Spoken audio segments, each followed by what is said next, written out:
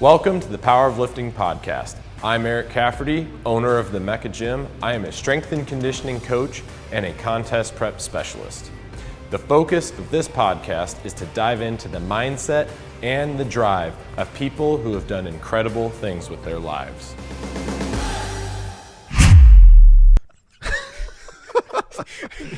It's a little lip. What is this? Is that Because I heard it in the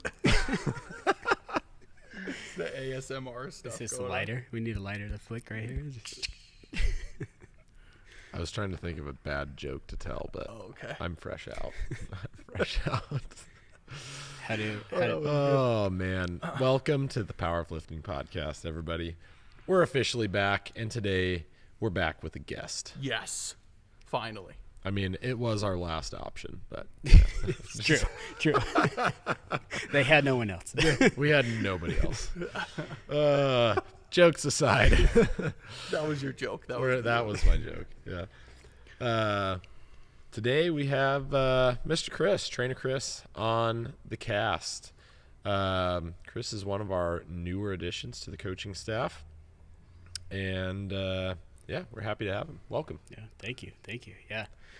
So give us first off, if you're famous for something, what do people know you for being famous for? I'm not famous for anything. So Just lie. Lie to us. I'd lie. And definitely a world-class bodybuilder. Oh, yes. Me too. Actually, more powerlifting than bodybuilding, obviously.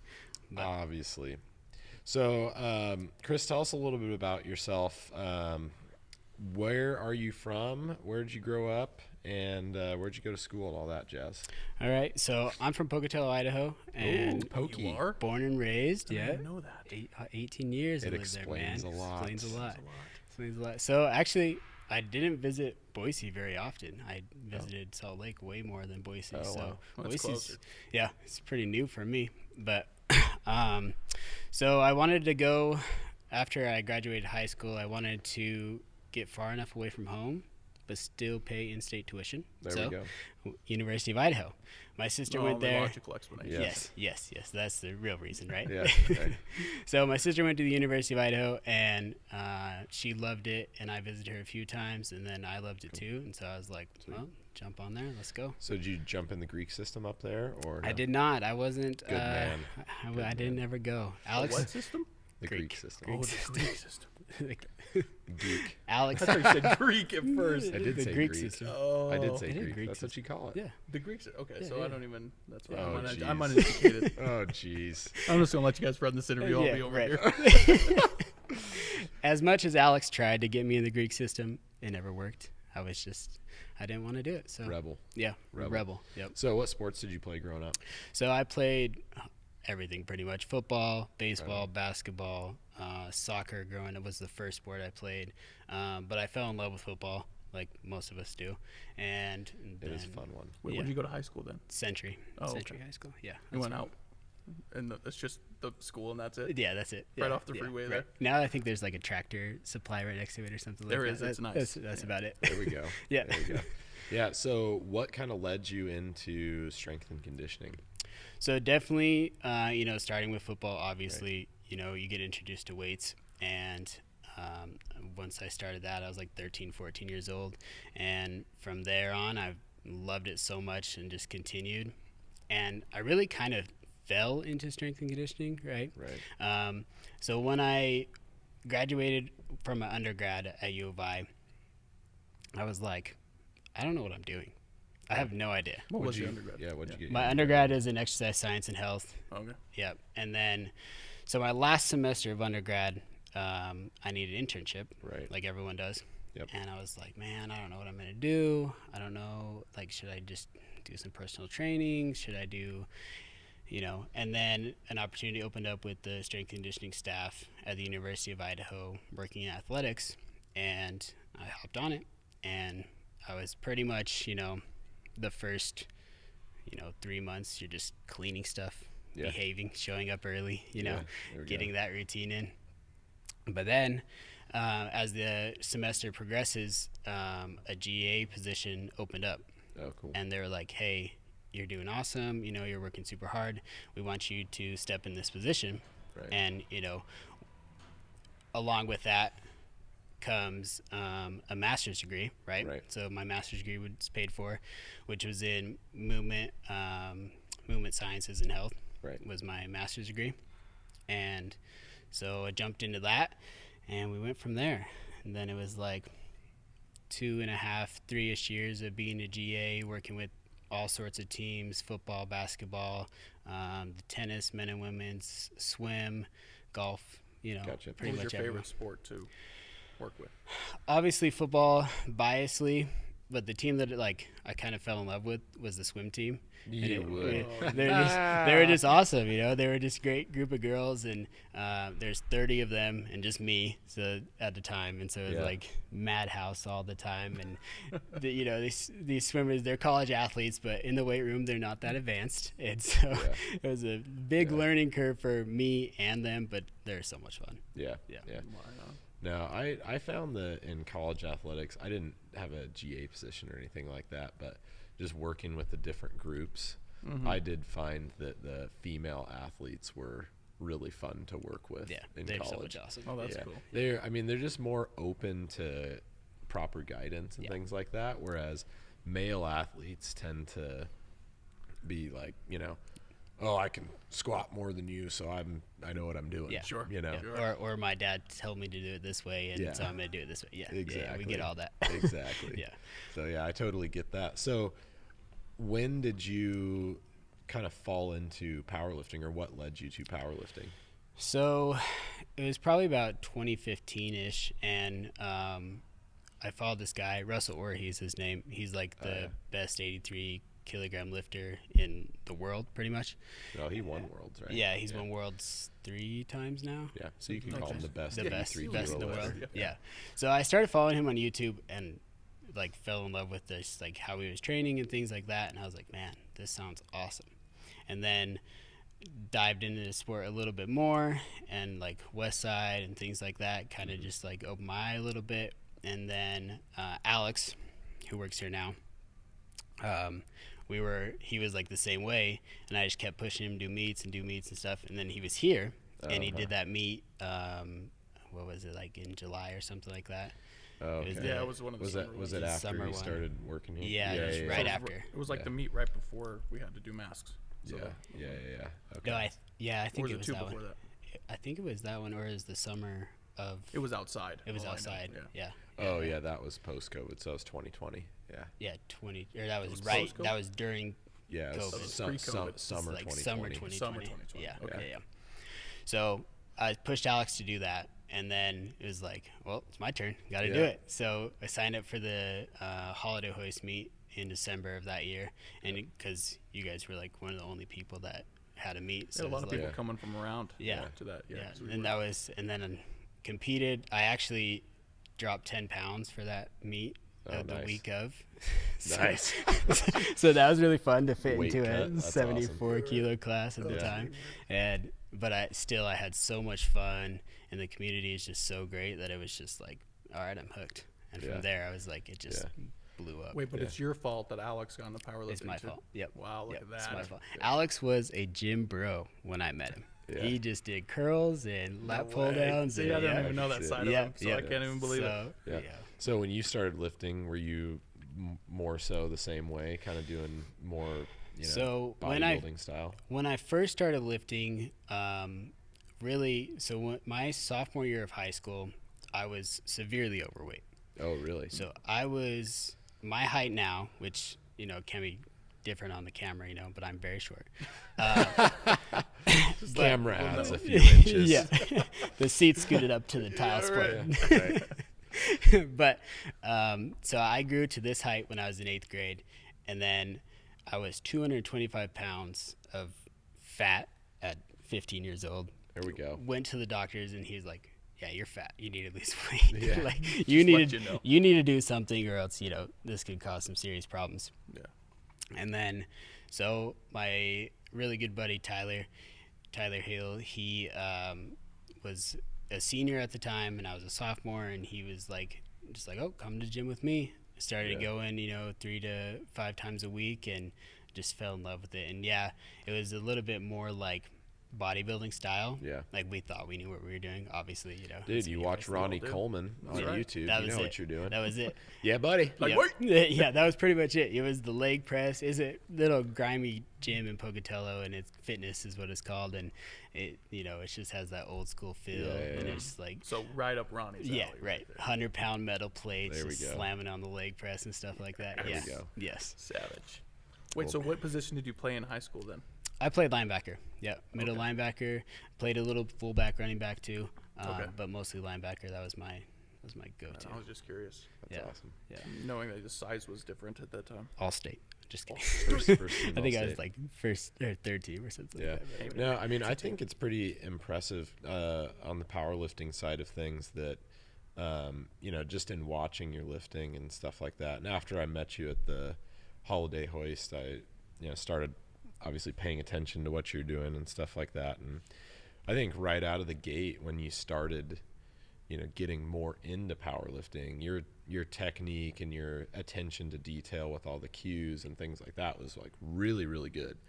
Yeah. Something that takes people, generally speaking, a long time to master, things like not having technical errors on lifts and meets and things like that. So yeah, no, obviously took to it very, very well and very quickly. Dove in really hard. It was like, I'm such a nerd. Such a nerd. Like just all types of YouTube videos, everything I can get my hands on, reading wise. It's like just dove right in, and then just like videoing yourself all the time. And I was self-coached, so I never had a coach or anything. It was just me, and I was just like, we start out, doing templates and things like that, and you're like, okay, this template, I'm just getting hurt the whole time and not like progressing at all. Well, that trial by error is so key. And then, being able to take some of those programs that are kind of out there as templates and stuff, then, you actually go through some education, get an education yourself, obviously going through like a master's program, things like that.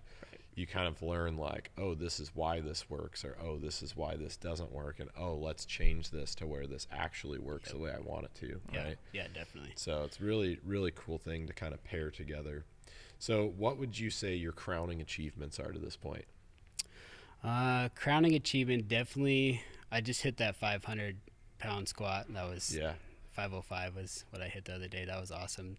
The 600-pound deadlift was awesome at the meet. That was like crazy. That was badass. Yeah, I've only touched like 585 once before that, and that was the closest I got to it. Yeah, that's badass. Like, before that, it was like my 555 was my cap. But not lifting wise, like obviously getting a master's degree just is so awesome. Yeah, that's a huge accomplishment. So let's talk about that meet performance while we're kind of on the subject. I talk to clients about this, quite frequently, and some people show up to play and some people don't on meet day. Yeah. Right? It's almost like you're one or the other. Yeah, it's kind of the same thing. And I feel like people that have a lot of experience in playing like high pressure sports when they're young, playing in championship games, things like that, like they just get it, their body kind of, you get turned on. Yeah. Like when it comes to meet day, Talk a little bit about that. What do you think about that? Yeah, I agree. I mean, competition, like some people just love it and some people hate it, and I'm one of those guys that's like, let's compete at everything. Like if we're shooting the ball over there, I want to get closer to that thing, I want to beat you, Right. It's like anything. And that meet was awesome. But before that meet, what not a lot of people saw is like I did a meet in May and I went 6 for 9, had a pretty bad day, missed a bunch of lifts, things like that. I was like, where was that? That was in Arizona. Okay. Yeah. So that was my last competition as a 74. At that time, I was like, I can't get that low anymore. It's too low to get down.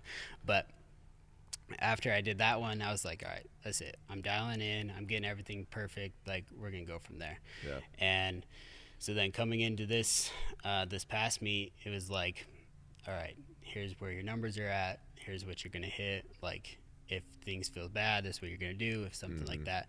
But obviously you want to, win and put the best, total up possible. But going into squats, it was like I wasn't feeling the best. So I was like, all right, well, let's pull back. I wanted 500 that day, but it wasn't there.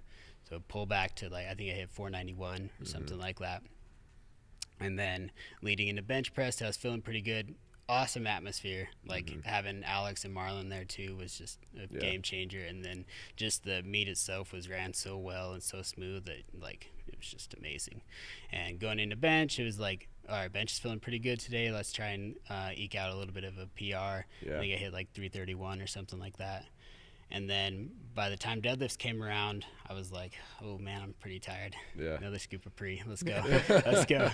And then actually I took some crazy big jumps. I think I opened with like 500 pounds and then I jumped to like 565 or something that. And then I jumped to 600. So actually I came in second that meet. McKay, he is a great lifter. He beat me by like 15 kilos or something like that.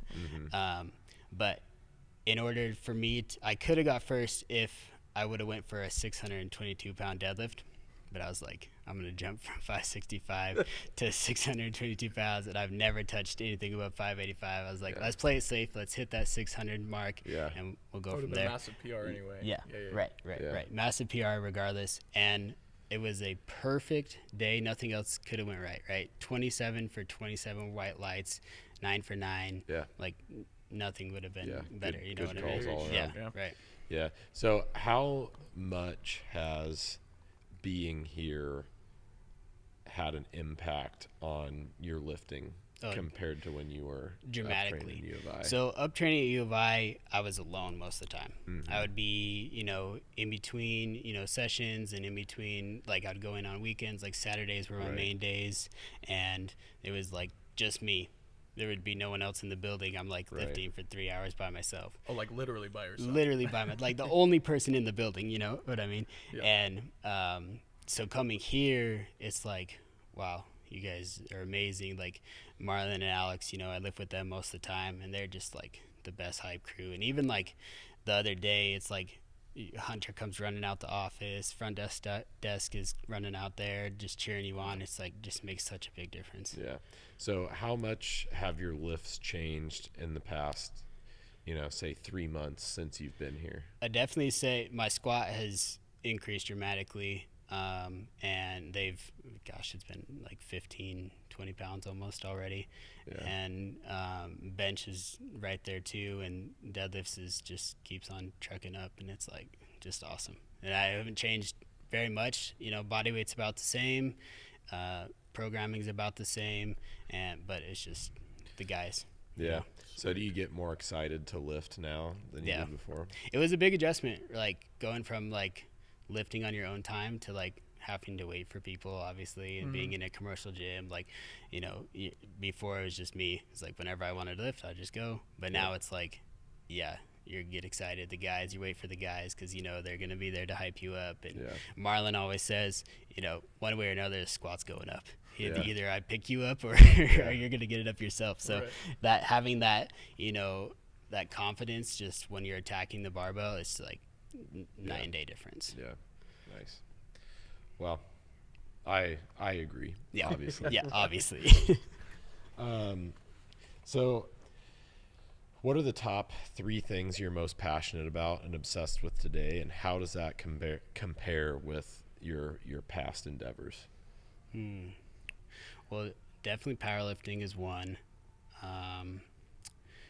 Sports is definitely still pretty high up there, passionate wise, and music too is really high up there. But powerlifting is probably number 1 right now.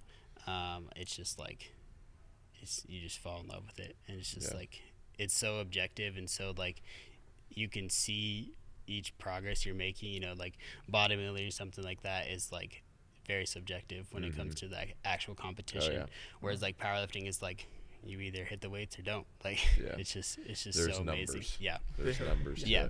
And I definitely still love sports, and they were always like my number 1 love, right? They just take a little tier down. Football, basketball, even baseball, some still. But it's just like anytime you could ask Cody, anytime I'm at home, it's like something's on the TV, whether it's sports or powerlifting. It's like one or the other. So is that kind of fed into your passion for helping others to do the same thing? Absolutely. I mean, so like going back, like me losing a bunch of weight and living this healthy lifestyle that I have now, it's like I wouldn't be the person or wouldn't be in this position at all if this didn't happen to me. You know, if I didn't find weights and weights didn't find me, it's like I wouldn't even be who I am today. It's like, you know, it makes such a big difference. Totally. So what do you have as like a 2 to 5 year goal professionally?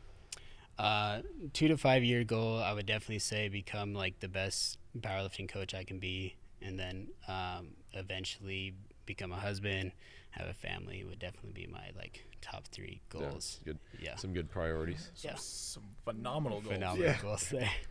Some qualities. So in this podcast, we obviously focus a lot on the mental side of lifting, because it is the power of lifting, not only just the power and strength, but the power in the mind. So if somebody's struggling or stuck, what words of wisdom would you give them? Obviously, everyone, you know, depends on the person, right? Yeah.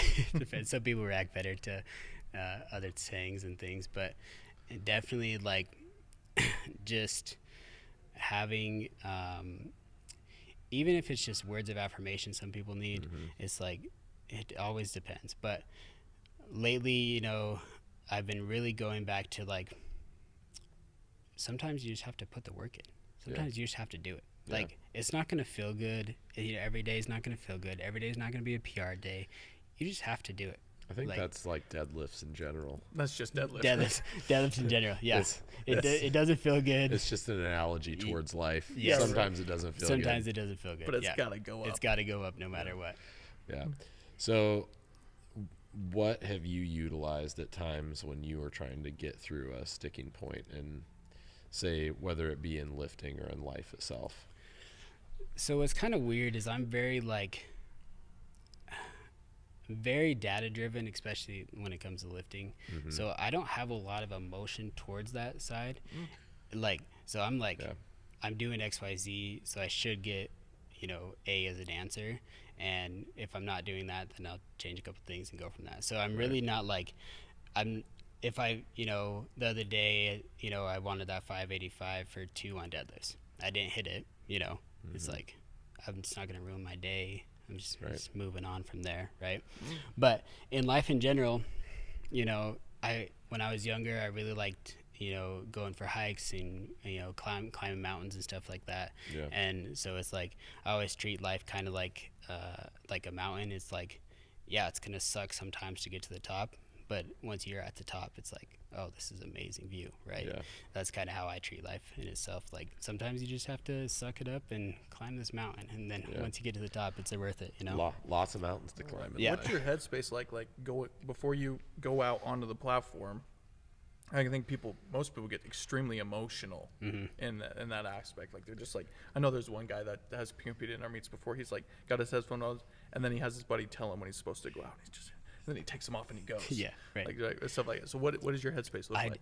Definitely take some inspiration from like Kobe Bryant, like that Mamba mentality. Like, I just have like those killer eyes, and it's just like, I'm not up or down, I'm right here the whole time. And even you can ask Alex, like, he's like, are you doing okay? Like, what's going on? Like, no, I'm great. Like, I'm right here, right? Interesting. This weight's gonna move no matter what, and we're just gonna go for it. Sometimes I'll get a little high, sometimes you get a little low, but it's just staying right in the middle is like where I like to live. Right on. Yeah, I mean, that's good, especially because utilizing all of those emotions, especially in something like powerlifting, can be exhausting, right? You know, if you have to get super hyped in order to lift, like, sometimes you just can't get there. You can't. Like, you just can't get there. Like, whether you're, you know, think about third attempt deadlifts, you know, you've already given, what is that, 8 max effort lifts? At that point, you know, you're tapped. Going into that 600-pound deadlift at the holiday hoist, it was like, I feel like crap. Like, I don't feel good. I'm ready to go eat some food and go home, but I'm going to come out and I'm going to give it my all, and I'm just going to hit this weight no matter what. So it's coming up. Maximum effort every time. Every time. That's pretty cool. Yeah. I was just wondering, because you said you're more numbers wise and stuff right, like that. I'm right. just curious Yeah. because I'm an emotional Yeah, person. I'm a very which is emotional person. common. We slap Hunter around Yeah, a bit, right. you know. Yeah, Get out it is there what and it lift, is. right? But I was just curious how that worked for you, man. Yeah, I mean, like, motivation itself is going to come and go all the time, especially like when you're training. Like, it sucks sometimes. Powerlifting's hard, bodybuilding's hard. It's like, it's not going to be fun sometimes. It's just like showing up, getting the work in, and get out. Like, those hard, exactly. And those hard days, like when you show up and put work in, even when it's, not necessarily something you want to do at that moment, just being able to put that work in and know that, you're just basically putting deposits in the bank, right, for you to use later. And I always tell people that that's one of the most powerful things you can do for yourself, whether it be making those improvements for bodybuilding or making, strength gains in powerlifting. Like, you have to, in the end, put a certain amount of workload on your body in whichever sport you're doing. Right. Same thing with putting in reps for, a sport, right? Right. Sometimes you don't want to go out and skate, right? Yep.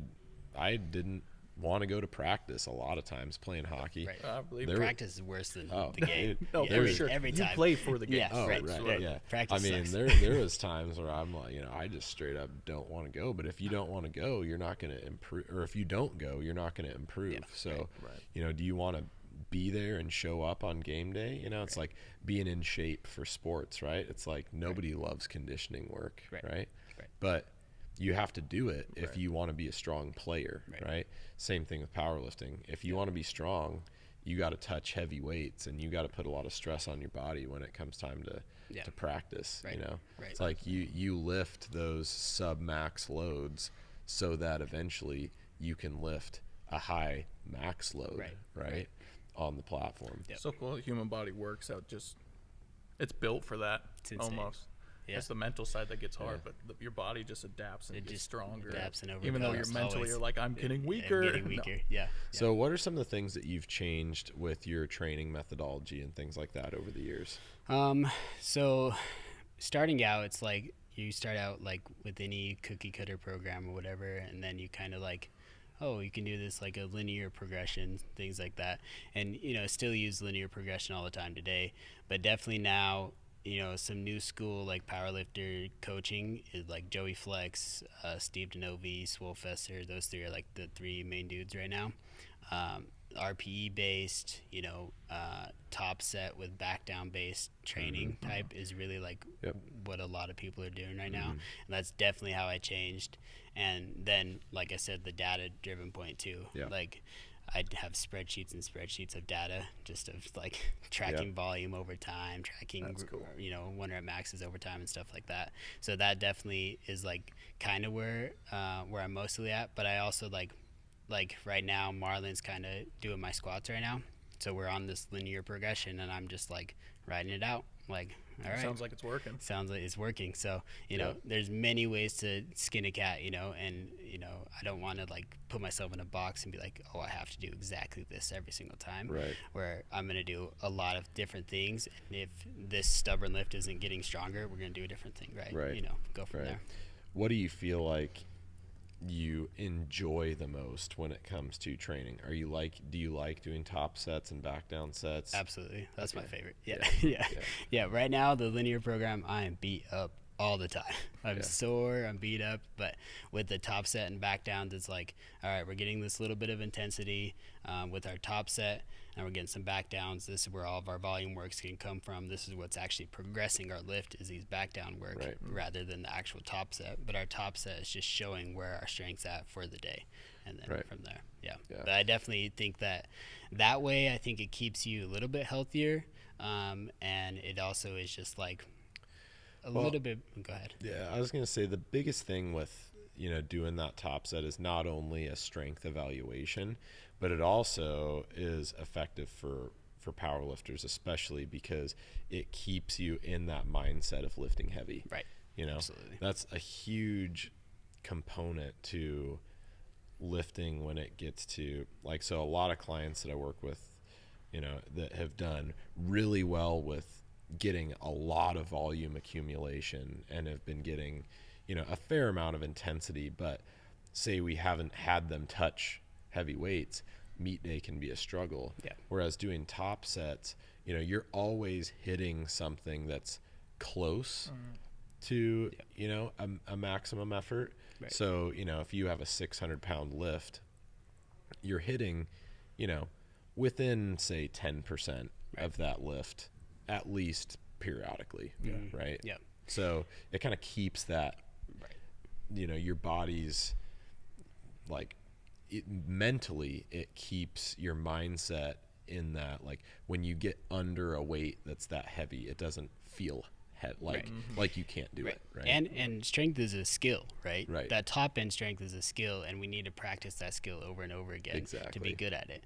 So by doing that top set, it's like every time we come into the gym, we're getting that practice of actually doing a competition movement, and then we're backing down from there and actually pushing the volume from that. So no, I like that training methodology for that reason. But RPE can be a really, really effective form of training, but for beginners, and even people that have a more difficult time judging their strength, it's just not as effective. Yeah, I totally agree. So, you get people walking through the door that, they just come up with these expectations of themselves, and, those expectations aren't always a firm reality, right? We can think of one individual that we're kind of co-coaching at the moment that this impacts in particular, where, not everybody has their life 100% set up to be conducive to strength. So outside influences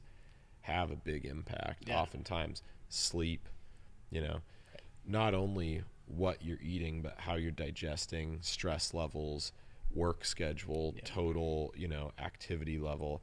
You could go out, like, easy example is like when I mountain bike a lot in the summer, right? If I go on a, 25-mile ride and hit like 3,000 feet of vertical, do you think my squat's going to be worth a darn the next day? Right. Probably not. Probably not. Yeah, probably not. That's not rocket Still going to science. be impressive. Still going to be impressive. It's trash, dumpster fire. But, so people that aren't, say, students of the game like we are, don't always make that connection. It can be very difficult for them to feel weaker in the gym. It's almost like, people expect every day to be that linear progression of strength, which is not the human body. No, not at all. You're going to have your ups and downs, your peaks and valleys. Like, it's going to happen all the time. Like, even this week on Saturday, I lifted. My bench press felt terrible. It was like 285 was like a struggle. And today or yesterday I hit 325 for a double. It was like, it just has your peaks and valleys, and, you can sometimes play around with that with like how you're programming and stuff like that. But some days you're just not going to feel good, and life happens, sleep happens, you sleep bad one night, or you don't eat enough calories one day. It's like, all right, well, maybe today's not going to feel good, and you just have to be okay with that. Right. But that's why one of the things I do with programming is I give like a top end and a bottom end range, right? So the RPE would be like directly in the middle of that range. And then the bottom end is a little bit lighter and the top end's a little bit heavier. And if you're feeling good, I'd let you go a little bit higher. If you're feeling bad that day, take the lower end. Like, there's nothing wrong with that. You're still progressing each week, but just Which is exactly what RPE is intended to do, right? It's just people don't feel comfortable making those calls on their own oftentimes. It's extremely difficult, even for experienced lifters to know. And the other thing is, like, well, is that RPE like if I had a gun to my head, or just like normal level of arousal, right? Because those can be two very different things, Yeah, definitely. And I mean, one of the bad things too, like with top sets and RPE, Instagram's the worst. It's like, because everyone wants to do what their favorite lifter is doing, and everyone wants to, this person hit this, so I have to hit this, and it happens so much. You're like, no, just do what you're supposed to do. Play your own game. Yes. Run your own race, and you'll be just fine. Run your own race. Yep. That's words to live by. Yeah, Run your own race. For real. Yeah. So, who are you following right now? Who are you keeping up with? Like, what's on your radar in the powerlifting world right now? Like, what's going on with powerlifting, and how do you want to get in the mix? So I'm fairly close to getting the national qualifying total. So that's the goal by next year. What's your weight class right now as well? 82.5 kilos, which is 181. Right. So it just dropped from 83. So, but Right. yeah. Because they restructured all that. Yep. So it's all kind of all over the place, you know. But so 181 pounds for those Americans out there. Yep. 82.5 82.5 kilos for the non-Americans. Right. You have a few listeners. for the commie numbers. But yes, definitely getting into Nats is my main goal right now, and just seeing the sport grow. It's been awesome. They're doing this new pro series, which is really cool, and I'm really excited to see where that progresses and how's that play out. Yeah, actually, I think the Arnold is this weekend. It is. Yeah, and that's one of the pro meets too. Mm-hmm. That's what we need. We need a Mecca team to go to the Arnold. Dude, just let's go. Powerlifters and bodybuilders. That? Yeah. Oh, dude, we got the big screen, buddy. Yeah, there might be a paywall, but we'd have to. Yeah, that'd be fine. Yeah, but that'd be so awesome to have like a group of like our bodybuilders and a group of powerlifters. And we all just like mob up. That'd be awesome. That would be sweet. That'd be extremely legit. That'd be fun. Yeah. So the Ribics that promote some of the shows, bodybuilding shows around here, they do like a strength expo. They actually do a powerlifting meet within one of their bodybuilding shows. Wow, they kind of cool. they kind of do like a mini Arnold Classic. I can't remember which show that is, but I think it's one that they do in Montana. Of course, Ivan and Aaron are gonna message me after this and be like, "You idiot! It's this." Right. Like, I'm But then sorry. we would put it out Right, there no, that it would be that. Right. Yeah, but anyway, I think that would be pretty cool to Yeah. have just a mix of athletes go out, even to something like that. That's more of a local level show. Yeah. Put it on our radar, make it happen. Make it Honestly, happen. why That'd be not? awesome. Yeah, that'd be pretty that'd be fun. so awesome. So, any bodybuilding aspirations in the future? Probably not. Probably. Yeah, Not. probably Oh, not. come on. I'll get lean for you if you want me to, but Yeah. Looking for you. I'm not still on the stage. Though. I won't step on a stage. It just doesn't appeal to me. Like I said, I'm very objective, and so like having a judge say like, "Oh, your right bicep is smaller than your left, so you lose." Like I'm just gonna be like, "All right, whatever." Yeah.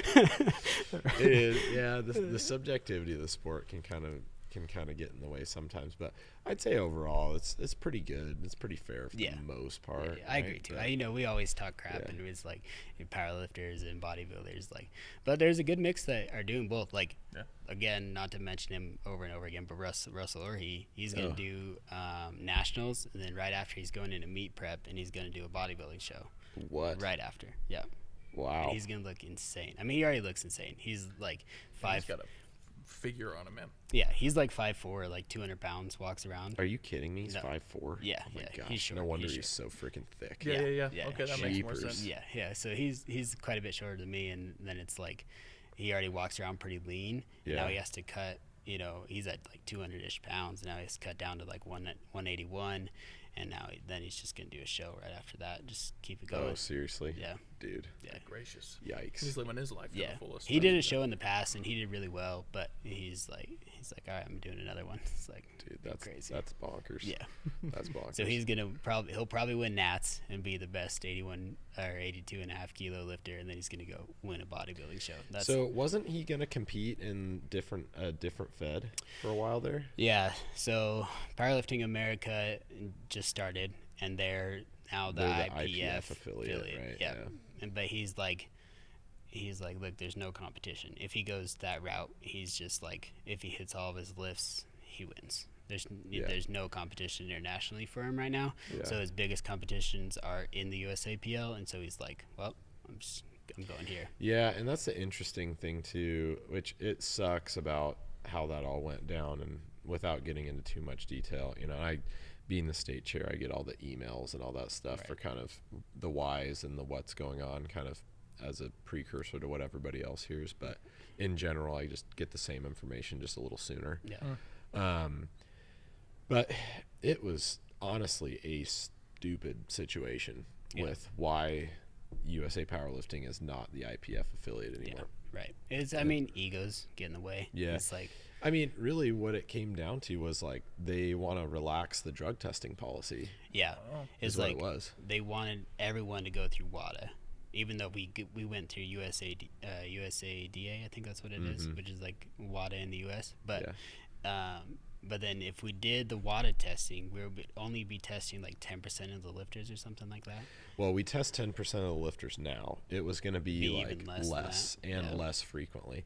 So basically what we would have had to do is severely reduce the amount of drug tests that we were doing, which doesn't make any sense. Like, And it's a lot more expensive, right? it's a lot more expensive. Yeah. So it's going to, I think what it was is a money grab for the IPF. Yeah. But I mean, somebody's going to correct me about probably, that, but probably. whatever. Yeah, that's all right. To me, it seems very illogical to say you can't test more. Right. If you wanted to test less than their standard, I can see that being an issue, because then I feel like you're kind of out of compliance with drug testing, right? But if you want to meet those requirements and exceed them, I don't understand why there would be an issue with that. Yeah. Because it was a third party testing is like the main reason, right? It's like it's just not, it's outside their like umbrella, so it's like not official to drug testing. I mean, not to sound like a elitist, and it's okay. foreign countries, a lot of foreign countries already think that stupid, Americans are so arrogant. But to your point about Russ and competing in that weight, the weight class that he was in, his main competition, and this way for a lot of the weight classes, is in the United States for whatever reason. And I'm not saying that we're better or anything else than any other country. Some of it's a side effect of like more people just choose to do powerlifting or whatever about the population, maybe anyway. But with some weight classes, not all but some, the top 5 in the United States could go and place in the top whatever at Worlds. I think that in one of the weight classes it was like the American one, and then like it would have taken like any one of our like top 4 or top 5 lifters would have won with their totals that they hit at nationals if they did Worlds. I think in Russ's class, so he won, and the next closest, the guy that came in second, would have placed like 10th or 11th in our nationals. So there's like a substantial amount in weight classes are different obviously, but in that weight class specifically. And there's a lot of weight classes, and there's both men and women's divisions as well. So women tend to be a little bit more competitive on that side around the world for some reason. Just it hasn't caught up yet in the United States. But because like France is like a powerhouse right now. They have like women's powerlifting is like crazy over there. Good for some reason. Which is awesome. Which is awesome. And I'm all for it. Like, I'm all for better competition all around the world, and I think it's awesome to compete at that world level. But to me, it just the whole situation was really unfortunate. I agree. I agree. Well, USAPL, they're looking into an international branch, and they are actually. I don't know if I'm allowed to say that yet, but whatever. It's out there. They are. It's out there. I've heard it. So okay. So if I've heard it, I think there's I think it's Australia. They're doing a meet. Oh, cool.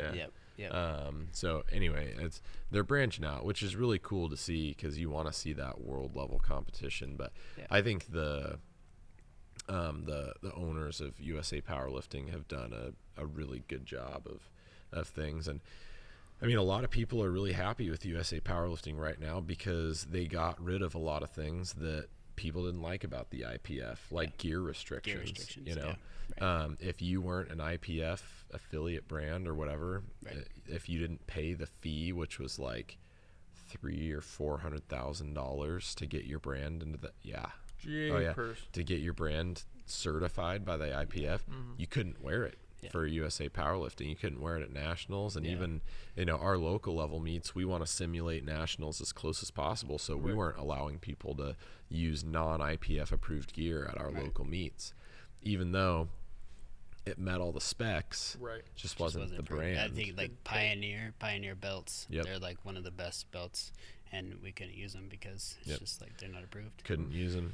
There's lots of like, I mean, even, you know, our local guys here, like the Gym Reapers or Athletics, or 2 belt companies around here, they couldn't, you know, we couldn't let people use those, you know, and we even sell those, right? So it's like, yeah, it's like you're selling them and then they can't even use them at the meet. Yeah, but it's like none of those IPF brands you can really distribute a whole lot. They all do their own thing. I mean, don't get me wrong, I love SBD equipment. Yeah, for sure. I think their adjustable lever belt is like the best invention it's ever. awesome.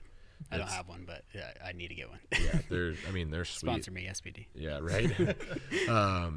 But yeah, I mean, anyway, it was just a problem, especially with trying to get new people into the sport. It was a really huge barrier to get new people into the sport. You know? Yeah, and I think we are saving like $500,000 from leaving the IPF, or so with like in maintenance fees we had to pay them or something like that. It's like something ridiculous. Yeah, something I'm sure. Yeah. So anyway, all in all, I think things are kind of looking up and for these Pro Series events. So. What does it take for you to get in the Pro Series? What are numbers looking like right now for your weight class? Crazy. Like 10 times body weight is what you would need to win, you know, the Pro Series. But to get like top 5, you'd need like at least. Because what are they? You're gonna have to remind me, and I know this. It's not on the top of my head right now. But what are the qualifications to become a pro again? So I think it's if you win. If you're top 5 at Nats, if you win one of the big meets, like the Arnold's coming this weekend. So if you win one of those, you get your pro card. And then I think there's 4 meets across the year where it's like you can have an opportunity. Yeah, like a pro qualifier kind like of if thing. you so win. the Arnold is one. Is that if you win your weight class? Yeah. Okay. Right. I'm assuming they'll start having some meets where best lifters maybe get one or something eventually. Right. Or just do like Seems natural. I mean, in bodybuilding, I mean, there's, you know, quite a few meets throughout quite a few shows throughout the year that you can qualify, and each one of them has a little bit of a different, you know, like at nationals, top 2 in every height class or weight class, and then, you know, at others it's just first place in your weight class. For some of them it's, you know, top 5 overall or top 3 overall or just the overall, which would be like a best lifter type situation, which I think would be a great, you know, type of a model to go off of. I mean, even for us being meat promoters, you know, if we could, and you know, we'll have to pay a fee because that's what you do, but you know, you pay a fee to have your meet be a pro qualifier or something like that, and they'll probably obviously limit that, but you know, if you do a pro qualifier, then obviously you're going to attract a lot of really good lifters to come out to your meet. I think what they're going to try to do is like make the Arnold like the finale of the year. It's like they're kind of, I think that's what their main thing's going to be, and like, so I think they want to move Nats to October like it was before, and then have the Arnold in March, and that be like the main event would be the main Pro Series thing. So I don't know. It's kind of like they're kind of slow rolling it, and they're, you know, kind of making things up as you go because it's just so new, you know. So it'll be interesting to see. But on a local level, I'm excited for our meet. At the end of the month. We got a meet coming up. Shoot, man, we got a month. We got 23 days. That's right. I'm excited for that. I have a handful of competitors doing that, and it's gonna be fun. Registration's closing soon, so all you listeners who want to get on it, do it. Definitely. Get in there, get registered. So at the I've been getting a lot of questions about, you know, how we're gonna do meets at the new building here. That'd be great to say. And I'm actually getting pretty pumped about it. It's going to be way better than meets past in terms of, you know, warm-up space for the athletes, in terms of the actual stage and the function of the meet itself. So we're going to build the platform back in our group fitness room. And that's a room that's isolated. It's got doors, all that stuff. So it'll be all contained in there. All the warming up will happen out in our powerlifting area, which is kind of in a corner.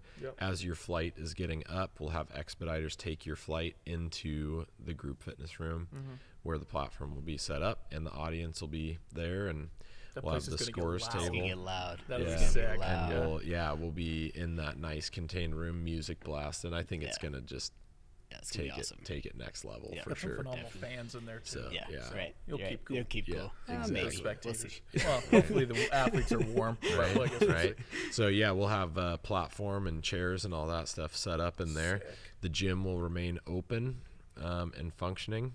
There may be a little bit of a fight to get into rack on that day, but everything else will Right. be pretty free. Yeah. Right. Yeah. That'd be awesome. Yeah, that's expected. But yeah, I'm pretty pumped about hosting meets here and Yeah. having more space and getting after it. Yeah. It's gonna be so awesome. I can't wait. Yeah, yeah. Selfishly, I can't wait. Yeah, exactly. We already have TVs and stuff in there, so we'll have plenty of things going for, scores and being able to watch the lifts and things like that. We'll put a TV out in the warm up area, Yeah. so that everybody's all privy to what's going on, and Right. Right. we'll be jamming, Jamming. It'll be a Just- blast. sick. It'll be a blast. just jamming. Yeah, cool, man. So let's get to some fun questions. Off the cuffs. I just had so much fun right there. What are you talking about? Keep talking about that. Top 3 books. Top 3 Top books. 3 books. All right. Number 1, The 4 Agreements. I know that one. That's a don't good know one. either. That's a good one. I can bring What's it that? in. It's about 4 agreements of life. I don't remember them off the top of my head, but it's like don't take anything personally. It's like hold yourself accountable. And there's 2 others I can't remember. I but like it. that I one's, dig it. That one's really So awesome. far, That so one's good. awesome. I like the sounds of that. Harry Potter, Deathly Hallows. Boom. That one's bomb. I am just finishing that for the 3rd time. There right we now. go. So it's There we almost go. done. There we go. Recency bias. And lastly, tough one. What's coming to the top of my head? Oh, the Atomic Habits. Oh, Yeah, mhm. that one's really good. Yeah, that was a really popular awesome. one there for a while. Yeah, that one's really awesome. Good. So, this is a very hot topic question. Top 2 movies. Ooh, Dark Knight. Ooh. Dark Knight. There you go. That's number 1. Number 2. Oh man, there's so many good ones. I'm gonna go Avengers Infinity War. Oh. Okay. Go there. Go you've So talked about this you're before, you're yeah. a fan of Infinity War over Endgame. Yeah, definitely. Yeah, tell us why. Tell us why. There's just so many things we could talk about this all day, But the Thor being fat Thor, I hated that. Dude, that was the worst. I hated fat Thor. I hated Professor Hulk. Professor Hulk is also a bugger. That was hard to deal with. Yeah. It's That like was hard to he deal just, he just got his butt handed to him like Dude, he was worthless. so many times. I wanted his revenge story. Now, okay, Endgame is an amazing movie. It's fantastic. It is. I was yeah. sweating bullets in the theater, but still, Infinity Wars, Thor, there's just so many gaps. Like how strong Thanos was in Endgame did not correlate to how strong he was in Infinity Wars.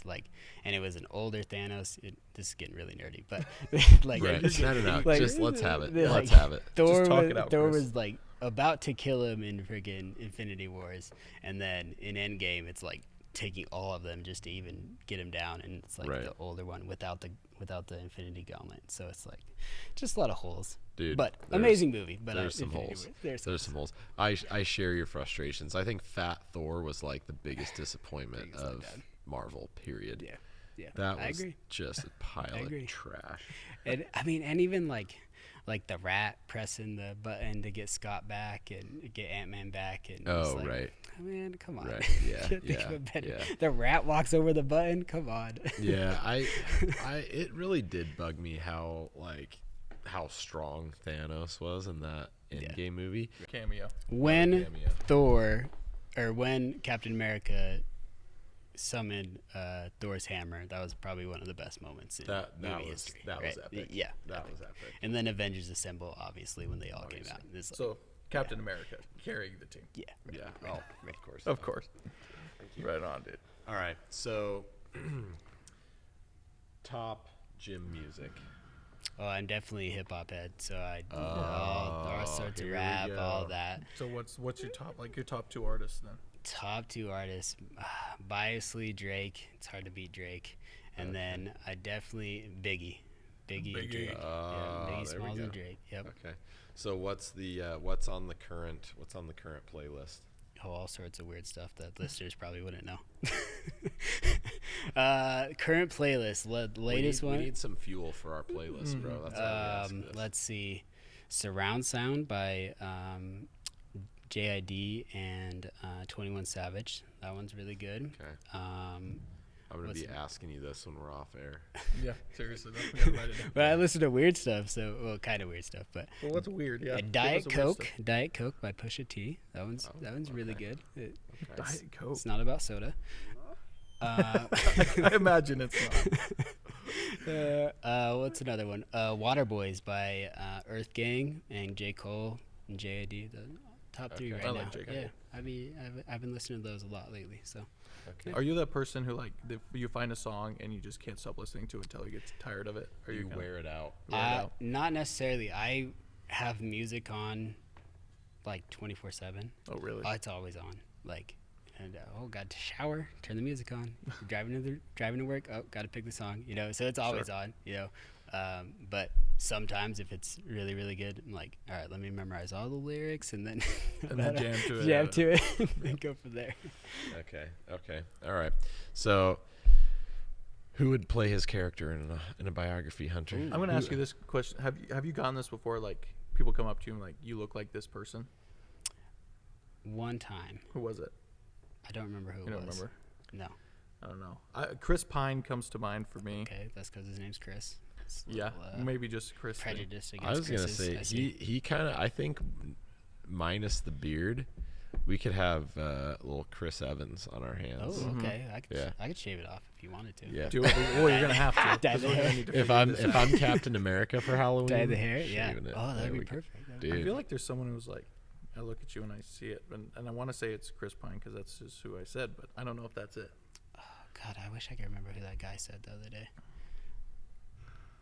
This was like a couple weeks ago. This guy was like, Very specific person I haven't coming to mind, but it's Yeah. not coming to. Cooper Cup is the guy Oh, who said I okay. look like, Oh, I look really? like Cooper Cooper Cup. Kupp? Yeah. That makes Who the sense. heck is Cooper Cup? He's Plays a wide for receiver for the Rams. the Rams. Yeah. Super Bowl MVP. Yeah. Yeah. Oh, gotcha. Yeah. Yeah, I could see the that's- Chris Evans thing without the beard. for Yeah. sure. See, told you. Yeah. Jim Carrey. No. Jim Carrey. Oh, There it jeez. is. There it No. is. Right there. Yeah, I did, Jim Carrey's a top actor. That's why. That's true. That's true. No, I'm gonna stick with my Chris Cooper Evans, Kupp. bro. Young Clint Eastwood. Bro. Look up Cooper Cup. I'm telling you, it's Oh, close. Even though he's blonde, but Who the heck is Cooper Bart? Why did that go there? Cooper Cup. you could see it, right? The smile. Dude. The smile. Yeah, the smile. I can see it. I can see where they're coming from there. Chris Evans. Dude. I'll roll with that. I'm okay with that. I'd like that picture next to him. Yeah. Right? Yeah, I For can see sure. it. I Actually, can see it. same With the thing beard? with the Yeah, smile Right? deal. You know what I'm saying? All right. Like Eyebrows are exactly the same too. Look at that. All right. Yeah. Yeah. I can see it. I mean, not Not- dead, not dead That one doppelganger. was nailed. This That one one? nailed it. Call Yeah, In my me opinion. That's pretty close, Scarlett Johansson. You can call me anytime. dude. I'd be fine with Dude. that. Sorry, right. Ilse. I didn't This mean is that. this is a new question, off the cuff. Celebrity crush. We need to start Oh asking wow! that. Boy, I actually do Celebrity? need to revamp these questions. Yeah. Who's the celebrity crush? Zendaya. If you know who Zendaya is. Of course. Okay, Yes. wow. Yeah. Zendaya is my celebrity crush What? right now. Who's that? She's How do just- you spell that? she's probably the CEND, and it's gonna come up immediately. that one. Oh, I know who that gal is. Who does she play? She plays. She's Peter in. Parker's She's in. counterpart. Yeah. She plays MJ. in Oh, in that's Spider-Man. right. Yeah, in Yeah, she's Far From MJ. Home. Yeah. Yeah, she's in Tom all- Holland's yeah. MJ. Yep. Yeah. And Tom Holland's dating her, so Short Kings. He's short. He's Short like- King. Short Kings. Short Kings are winning. We're up 3-0 this year. Gosh. Oh yeah. Wait, where's the other one? Oh, I don't know. Oh, dude, yeah, she's. Me. Yeah, I guess it's you. Yeah, would be you. she is pretty. Yeah, I see that. Okay. Okay. Yeah. No, absolutely. That's a good one. That's a Okay. good one. Deal. Deal. That Deal. works. That was a quick answer. Quick All answer, right. man. That's easy. Dude, I gotta see. For me, in that question, it's like I can't do like celebs in real life because, like, when most celebrities, like, if I hear them in an interview like being themselves, I'm like, I don't like you anymore. Personality is Is not that working. is that fair? Well, I then- mean, No, it's fair. Who's Hunter's celebrity crush? That's the Kristen Bell. Kristen Bell. Okay. oh, is that the chick that does the voice for Frozen? Yeah. So that's why. Do you want to build a snowman or what? Dude, No, what's because I feel like I'm the same way. I feel like from what I've seen from her, she seems like an actual. what's her good name in person. Frozen? The character Anna. Anna. Yeah, she plays Anna. Who's the other one? Who's Elsa? Elsa? Elsa, that's right. Yeah. I always tell my wife she looks like Elsa. That's why I like watching Frozen. She's a real life Elsa. I totally see that actually. Yeah, you're Doesn't right. she? She is a Could real be. life Elsa. Could Dude, be. when she does a braid, I'm Yeah, like, sure. dude, it's Elsa. It's Elsa. Like, so I always tell her I have the hots for Elsa. She hates it. She hates hates it. It's so funny. Oh man, but yeah, when you get to know them in real life, you're like, I don't like you at all. But then you, So you if know, it's- with any Just fall in love with the celebrity, you character. put on a pedestal, and then you're like, oh, this is probably. Well, not. it's like you get to like their character, right? And they're not They're their not, character right. in real life. So I always, if I ever would mention a celebrity crush, it's this actress in this particular role, yeah. Sure. right? Yeah. Not like them in real life. So, Yeah, I mean, in Euphoria, she's like a drug addict. So. oh, I mean, right. she's- Yeah. It's like, Did you watch that? Yeah. Of course. I haven't started, you but watched it looks crazy intense. You should watch it. Is that a series? Yeah. Yeah, it's on HBO Max. So, Oh, It's really? like a growing up high school Oh, kind of drama, isn't it? yeah, it is. It is. Gotcha. It is. I haven't seen it, but yeah. I'm like Gotcha. I'm like a Kate Beckinsale in Underworld type of Okay. guy. Sure. Yeah. You know what I'm saying? Yes. Yeah. That tight you mean. leather, tight leather suit. She's a vampire. I haven't She's even like- thought about it in the aspect of she's like what like- character. What I would have a character, crush what on. Yeah, character you no, have a crush on. absolutely. That's what it's all about. It's true. It's all about. Yeah. Interesting. I mean, there's a lot of good-looking ladies out there. It's all about the all about the personality. personality. All about you know the what I mean? Personality matters. Oh yeah, absolutely. Matters so Okay, much. I digress. Good question. So give us Good question. give us a couple of your mentors and influences in your life. Say your top one or two influences in your life. Oh, definitely my mom. She raised 3 kids by herself. She's number one. Second, my sister. She's always been like the smartest person I've ever known, and like got 1 B in college and was so upset about it. The like, brainiac of the family. of the family. And then I had to try to live up to her shoes all the time. It's like, compare it's like, who is this guy? He's not even good at school. Last name is what? That Yeah, can't be right, can't be right. Those two are definitely my 2 biggest mentors for sure.